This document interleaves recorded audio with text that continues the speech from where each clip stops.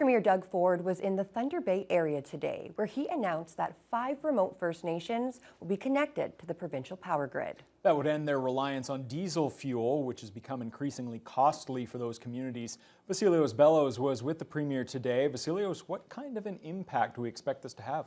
Well, Ryan, one of the First Nations chiefs said some of his members are paying $700 a month for diesel energy. And while the announcement was met with support, the province wasn't able to provide a price tag or timelines for the project.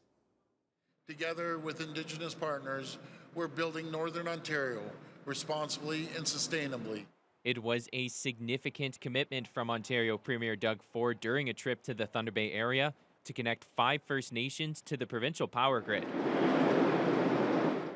Webukwe, Nibinamik, Niskantika, Ebmetung, and Martin Falls First Nations would all benefit and currently rely on diesel fuel for power. Moving to Ontario's power grid would provide the communities with cheaper and more environmentally friendly supply options. We're going to work closely with these 5 communities to develop a comprehensive plan to expand clean, reliable electricity transmission and generation infrastructure and end their reliance finally on diesel. The announcement was met with support from First Nations leaders in attendance, though timelines and the price tag are still unclear. Very much at the start of the conversation.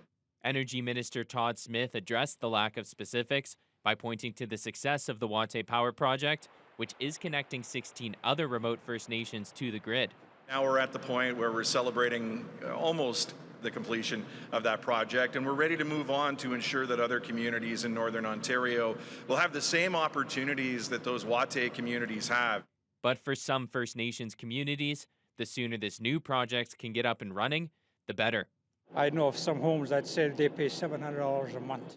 That includes Ebmetung First Nation, with Chief Saul Lucan explaining that diesel power is far too expensive for his community members. It needs to happen immediately. We need to do the next steps immediately.